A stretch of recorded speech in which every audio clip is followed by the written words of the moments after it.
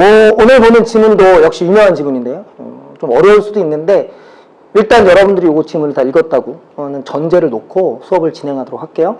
문제 먼저 보겠습니다. 문제 보시면 네, 유명한 문제죠. 이 문제입니다. 학생들이 상당히 까다로웠었습니다. 윗글 보기에 대한 이해로 적절하지 않은 것 이렇게 되는데 이 지문은 우선 지문의 연장으로 좀 접근하셔야 되고요. 그러면서 지문의 연장임을 확인하게 되면 자연스럽게 이게 이렇게 될 거예요. 비교. 다시 말해서 대조. 이렇게 접근하셔야 됩니다. 그리고 대조가 나왔잖아요. 비교 대조 나오면 이제 공통점 차이점이 포인트라는 정도는 다 아실 테고, 그런 경우에 오답 선택지에서 주의해야 될 건 이 비교 대조의 대립선을 무너뜨리는 선택지. 이런 걸 주의해서 보셔야 됩니다. 자, 여기까지 말씀을 드리고요. 한번 볼게요. 이거 보고 지문을 한번 볼 텐데, 여러분 이 지문은 시간상 제가 다 읽어 드릴 수가 없어요. 그래서 여러분들이 꼭 읽어 보셨어야 됩니다. 읽어 보시고 충분히 독해한 다음에 내용을 파악한 다음 강의를 들어 보셨으면 좋겠어요. 비교 한번 해보세요, 여러분들하고. 본문 한번 보겠습니다. 우선 네, 여기서부터 한번 볼게요. 여기서부터 자, 다 읽으셨다는 걸 전제로 우선 첫 번째 단락에서는 전통적인 통화정책 개념 먼저 확인해 두셔야 되고요. 여기서부터 여기까지 자, 보시고 네, 얘는 정책금리 인상이라고 하는 수단을 통해서, 수단이죠? 통해서 경기를 진정시키는 목적입니다. 그래서 수단, 목적으로 연결되어 있는 문장이고요. 여기서부터 여기까지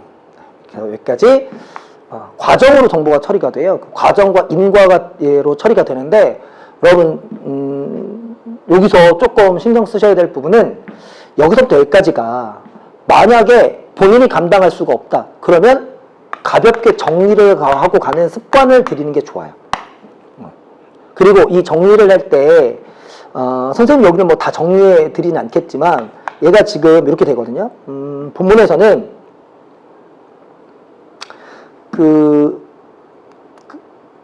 신용공급의 축소, 그리고 축소, 예, 그 다음에 수요를 줄이고 물가를 안정시키고 경기를 진정시킨다, 이렇게 돼 있죠. 그 다음에 반면 경기가 침체되었을 때, 그리고 반대의 과정을 거친다, 이렇게 돼 있잖아요. 그럼 두 가지를 다 하셔야 돼요. 하나는 경기가 과열돼 있을 때, 그리고 또 하나는 경기가 침체되어 있을 때입니다. 두 가지를 다 정리하셔야 되겠고, 어차피 경기 과열을 정리를 하시면 경기 침체는 반대로만 생각하면 되잖아요. 그래서 요 경기 과열을 정리하시면 얘는 자동으로 처리가 되니까 여기를 조금 속도가 약간 늦더라도 꼼꼼하게 정리하고 가는 습관을 들이시는 게 좋습니다. 그리고 이걸 여러 번 해서 배경지수 알고 있는 것도 좋은 방법일 수 있을 것 같아요. 그렇게 하시고요. 지금 선생님 요거를 따로 정리는 안 할게요. 다만 지금 경기 과열일 때는 이렇게 하면 효과가 생기고 경기 침체일 때는 이렇게 하면 효과가 생긴다는 얘기를 한 거죠. 여기까지 잘 기억해 두시고, 이게 전통적인 통화 정책입니다. 됐죠? 자, 네, 보겠습니다. 그 다음 두 번째는 자, 첫 번째 문장에 보시면 전통적인 경제학에선 금융감독 정책 이렇게 나왔죠. 그러니까 이 문장은 지금 전통적인 경제정책의 금융감독 정책이네요. 그러면 여기를 딱 보시고 이 글의 전체 흐름을 좀 잡을 수가 있을 것 같아요. 이 글은 전통적인 경제학 이렇게 놓고요. 그리고 여기서 바라보는 두 가지,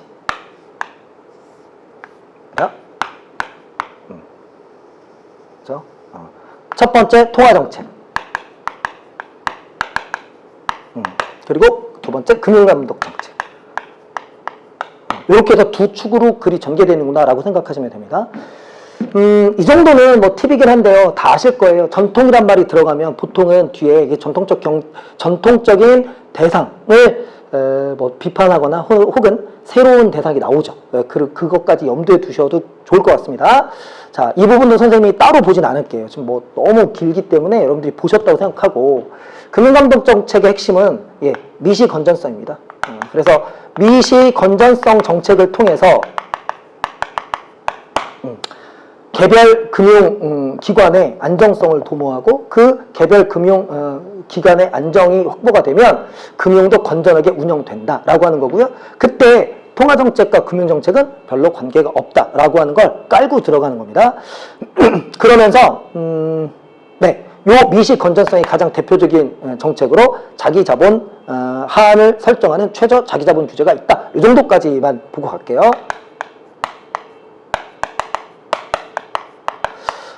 최저 자기자본이라고 하는 거 규제는 최소한의 자기자본을 확보하고 운영해야 된다는 얘기다. 이 정도만 생각하시면 될 것 같아요. 넘어갑니다. 네, 이처럼 금융감독 정책에서 통해 금융 안정을, 그 다음에 통화 정책을 통해서 물가 안정을 달성할 수 있다고 보는 이원적인 접근 방식, 그렇죠? 그런데 이 부분 좀 주의하셔야겠네요. 글로벌 금융위기 이후, 여기서부터죠. 금융 시스템이 와해되어 경제 불안이 확산되면서 기존의 접근 방식에 대한 자성이 일어났다. 여기까지. 네, 변화죠. 특히 이게 뭡니까? 문제점. 문제점이 나오면 문제점이 뭐를 확인하셔야 돼요? 네, 그 원인을 확인하셔야겠죠. 원인은 이거네. 여러분 보세요. 전통적인 경제학에서는 금융감독 정책 중에 미시 건전성을 쓰겠대요. 근데 미시 건전성을 쓰면 되는 줄 알았는데 봤더니 이렇게 돼 있습니다. 금융 시스템이 뭐였어요? 무너져 버린 거예요. 그 얘기는 무슨 얘기냐면 미시 건전성이 적절하지 않았다는 얘기를 하는 거죠. 여기까지 내용을 확인하시면 되겠고, 그 다음 이 부분 조금 주의해서 보셔야 될 것 같아요. 자, 앞에서는 얘하고 얘가 서로 관련이 없다고 얘기했죠. 이원적인 접근 방식이었다고요. 그런데 문제점을 보니까 얘가 와해돼서 어디하고 연결이 됩니까? 경제불안하고 연결되죠. 원래 경제불안은 뭐하고 관련되어 있습니까? 통화정책과 관련되어 있는 건데, 이게 금융감독 정책이 무너지면서 경제불안도 같이 왔더라. 그 얘기는 무슨 얘기예요? 얘와 얘가 서로 연결되어 있다는 얘기를 하는 거죠. 그러니까 기존의 접근 방식에 대한 자성이 일어났다는 거예요. 그 기존의 접근 방식이 뭡니까? 이게 바로 이원적인 접근 방식. 그럼 이원적인 접근 방식의 문제를 확인했으니까 이제 이 접근 방식이 뭐로 가야겠습니까? 이론적인 방법으로 가야겠죠. 그렇게 가는 거예요. 됐죠? 요 얘기가 그런 얘기입니다. 그래서 여기까지 쭉 읽었다고 갈게요. 자, 그 다음 단락하겠습니다. 그래서 이에 기존 정책이 이거죠. 기존 정책으로는 금융안정을 확보할 수 없다 그랬죠? 그러면 금융안정을 도모할 수 있는 기존 정책이 뭐였습니까? 이게 미시 건전성이었어요. 미시 건전성으로는 확보할 수 없죠?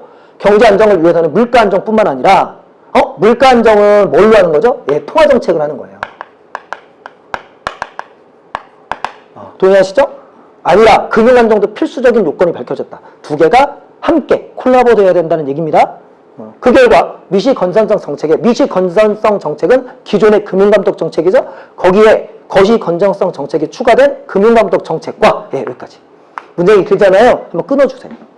그래서 금융감독 정책에 미시 건전성 정책에 거시 건전성이 추가됐다는 겁니다. 다음 물가 안정을 위한 통화 정책. 잠깐만요, 여러분. 이 통화 정책은 어디 있던 통화 정책입니까? 전통 경제학에 있는 통화 정책을 그대로 썼죠. 그렇죠? 상호 보완을 통해 경제 안정을 달성해야 한다는 견해가 주류를 형성하게 되었다라고 하면서요. 이 부분을 잠깐만 정리할게요. 네, 잠깐만 정리하면 이게 이렇게 가는 거예요, 여러분. 보세요. 전통 경제학에서 이제 새로운 경제학으로 넘어가는 겁니다. 그렇죠?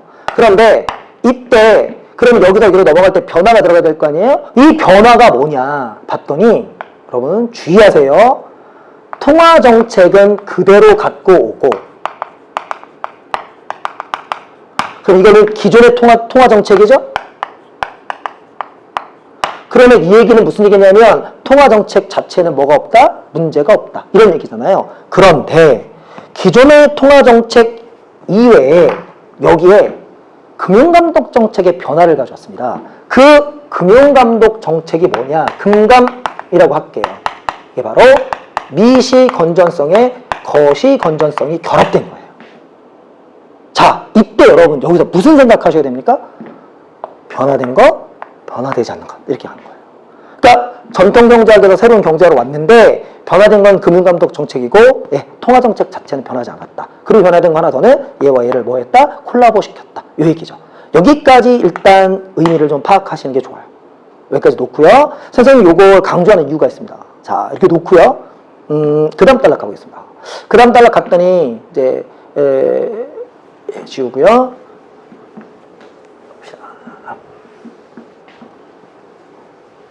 네, 여기까지는 여러분들 한번 읽어보시고요. 여기는 감독 정책, 바뀐 금융감독 정책과 관련된 얘기 나오는 겁니다. 자, 이제 이 얘기네요. 이를 완화할 수 있는 정책 수단으로 경기 대응 완충 자본 제도가를 들 수 있다. 예, 이 경기 대응 완충 자본 제도라고 하는 게 뭡니까? 이게 사례죠. 뭐의 사례입니까? 이거잖아요. 그러니까 전통적 통화 정책과 새로운 금융감독 정책. 그럼 세금감책이죠. 그럼 세금감책이 뭐였습니까? 미시에 플러스 거시가 결합되어 있는 이것에 콜라보를 두 개를 묶어서 나온 게 뭐다? 그게 이거다. 이렇게 가는 거예요. 됐어요? 생각하시고요. 예, 이 제도는 경기가 과열기에 과열기입니다. 추가적인 자기자본, 즉 완충자본을 쌓도록 해서, 자, 여기서 중요한 건 이거죠. 추가적인 자기자본이에요. 자, 자기자본 하니까 뭐가 기억납니까? 최저 자기자본이죠. 최저 자기자본에 뭐 한다고요? 추가적으로 더 한다고요. 그러니까 이거네요. 자기자본은 최저 자기자본 미시건전성, 그리고 추가적인 거니까 것이네요. 그럼 추가적인 자기자본을, 즉 완충자본을 쌓도록 하고 과도한 신용팽창을 억제시킨다. 과도한 신용팽창을 억제시킨다는 건 대출을 규제한다는 얘기입니다. 한편 적립된 완충자본은 이렇게 해서 과열기에 적립된 걸 나중에 침체기에서 뭐 한다고요? 대출 자원을 활용해서 신용이 충분히 공급되도록 한다. 이거네요. 자, 보세요. 왜 통화정책과 연결되어 있냐면 과열기와 그리고 침체기를 놓고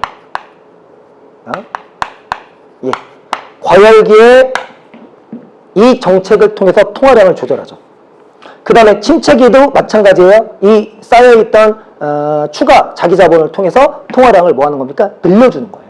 그러니까 통화량을 줄여서 과열기를 낮추고 그 다음 통화량을 늘려서 침체기를 극복하는 것. 그러니 이게 기존의 통화정책을 그대로 갖고 새로운 금융감독 정책을 뭐 한 겁니까? 플러스 시킨 거죠. 라고 본다는 거예요.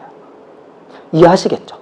그렇게 보는 거예요. 그래서 이 두 가지를 갖고 뭐 하는 거다? 이 정책을 이렇게 썼구나 라고 보는 겁니다. 네, 여기까지 해서 글을 보시면 되죠. 자, 이렇게 놓고요. 문제로 가겠습니다. 그러니까 문제가 굉장히 뜨악스럽지 않았을까 싶어요. 이게 글을 이해하는 것도 쉽지 않았을 텐데 야, 이거를 보는 게 쉬웠을까? 좀 어려웠다는 생각은 합니다. 그런데 우리가 생각을 잘 하시면 충분히 할 수 있어요.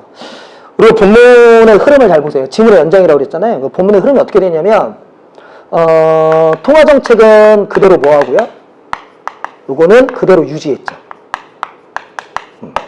여기에 뭐만 새롭게 변한 겁니까? 감, 정책만 바뀐 거예요. 변화. 그러니까 이게 감의 변화죠. 이렇게 읽어주셔야 돼요. 그럼 생각해보세요, 여러분. 이렇게 해서 효과가 나야 되잖아요. 그런데, 자, 이 본문을 보겠습니다. 이 보기를 보겠습니다. 현실에서 통화정책의 효과는, 통화정책의 효과입니다. 경기에 대해 비대칭적인 것으로 알려져 있다. 잠깐만요. 그럼 비대칭이 뭐냐? 아직은 뭔지 모르겠어요. 통화정책은 경기 과열을 억제하는 데 효과적이지만, 여기까지는 충분히 알 수 있죠. 경기 과열을 억제하기 위해서 통화량을 줄이는 거잖아요. 통화량을 줄이면 경기 과열이 낮아지는 겁니다. 그거 얘기예요. 효과적이지만, 이 부분이네요. 경기 침체를 벗어나는 데는 뭐하다? 효과가 미미하기 때문이다. 이거 딱 보면서 뭐 생각하셔야 돼? 문제점이구나. 여러분 보세요.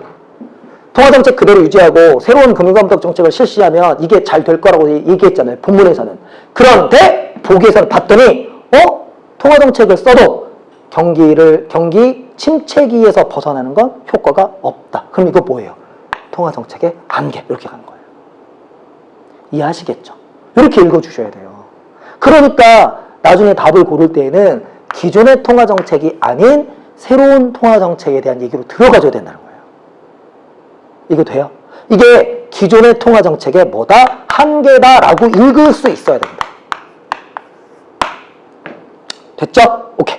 예, 여기까지 읽으시면 사실 그 다음에는 충분히 답을 고를 수 있어요. 그러니까 경기 침체를 극복하기 위해 중앙은행의 정책금리 인하로 은행이 대출을 늘려 신용공급을 확대하려 해도 여기까지가 기존의 방법이었잖아요. 그러니까 기존의 방법이 지금 안 통한다는 거 아닙니까? 가계 소비 심리가 위축되었거나 기업이 투자할 대상이 마땅치 않을 경우에 전통적인 통화정책에서 기대하는 효과는 나타나지 않겠다. 예, 보세요. 이거죠. 이겁니다. 이거네요. 됐죠? 여기까지 읽으시면 뒤에 문제를 쉽게 풀 수 있습니다. 자, 문제 보겠습니다. 그러니까 포인트는 그거죠. 경기가 침체되어 있을 때 경기를 끌어올리는 게 기존의 통화정책으로는 한계가 있다. 따라서 기존의 통화정책이 아닌 방법으로 해결해야 된다라는 얘기입니다. 그러면서요, 여러분, 우리가 자꾸 놓치는 게 있는데요. 발문을 잠깐 볼게요. 발문이 뭐죠? 적절하지 않은 거예요. 적절하지 않은 거, 그리고 기존의 통화정책과 이 현실에서의 통화정책의 효과에서의 뭐예요? 차이, 대조입니다. 대조, 그리고 적절하지 않은 거다라는 생각하시고 선택지로 가보겠습니다. 선택지 3번 선택지 가보시죠. 갑시다. 네, 여기입니다. 3번 선택지 한번 볼까요? 끈 밀어올리기가 있을 경우에요. 자, 이거 보는 순간 여러분 무슨 생각하셔야 돼요? 기존의 통화정책의 한계, 맞죠? 기존의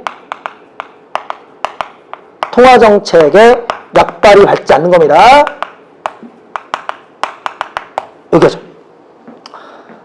경기 침체기에 금융 안정을 달성하려면 경기대응 완충자본제도의 도입이 필요하다. 네, 요 경기대응 완충자본제도 잘 보세요. 경기대응 완충자본제도의 도입이 필요하다 그랬는데요, 여러분. 여기서부터 여기까지요. 이거 본문에 나와 있는 새로운 금융감독 정책 아닙니까? 그런데 새로운 금융감독 정책은 뭐하고 연결돼서 한다고 그랬죠? 기존의 통화정책을 그대로 쓴다고 그랬죠. 그러니까 얘는 뭐냐면 기존의 통화정책과 콜라보 시키는 거예요. 과 함께 쓰는 거죠. 이게 본문이잖아요. 그런데 이 글은 본문의 내용하고 보기의 내용이 무슨 관계라고 그랬어요? 대립관계라고, 대조관계라고요. 따라서 이 경우 기존의 통화정책이 한계가 있는 경우에 기존의 통화정책과 함께 쓸 수 있는 제도 도입은 해결 방법이 될까요? 안 될까요? 안 되죠. 이거 안 돼서 보기에 나온 거예요. 보기에 기존 정책으로는 효과가 없다. 그러니까 다른 정책이 필요하다. 이렇게 간 겁니다. 따라서 경기대응 완충자본제도는 기존의 통화정책과 함께 쓰는 이전의 방법이었기 때문에 이 방법으로는 새로운 방법에는 효과가 없다. 단 어디에만 효과가 있다고 해야 돼요? 그렇죠. 경기가 뭐 있을 때? 호황기였을 때.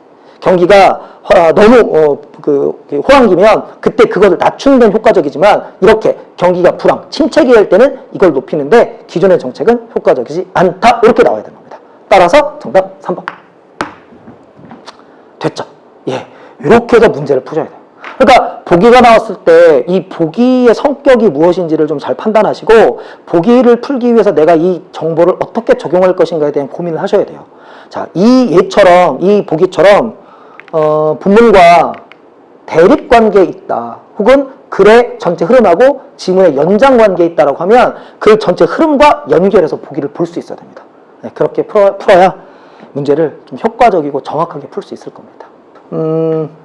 보기 문제가 나왔을 때 계속 당황하지 마시고요. 그리고 보기 문제가 나오면 어떻게 하면 좀 빨리 보고 그냥 내용을 잘 이해하지 못하니까 보기를 이렇게 대충 봐요. 대충 보고 문제로 그냥 들어간다고요. 그렇게 하면 계속해서 오류의 덫에서 빠져나오기가 쉽지 않습니다. 따라서 보기의 성격 보시고 이 보기를 풀기 위해서 내가 어떻게 이 지문의 정보를 활용할 수 있을까를 계속 고민해 보시고요. 우리가 이 전에 그 두 번째 강의, 여러분 소유 점유에 있는 강의에서 보기 하면서 선생님이 말씀드렸는데, 보기의 유형 세 가지, 사례 적용, 그 다음에 지문 연장, 그리고 비교되죠. 이 세 가지를 보기 볼 때마다 계속해서 연결해 보시고요. 그렇게 해서 연습을 쭉 하시면 자연스럽게 문제 푸는 메커니즘이 머릿속에 정립이 될 겁니다. 그런 메커니즘이 정립됐을 때 문제를 좀 효과적이고 정확하게 풀 수 있을 거라고 생각합니다. 예, 일단 오늘은 여기서 마무리하고요. 다음에 또 다른 컨텐츠로 만나도록 하겠습니다.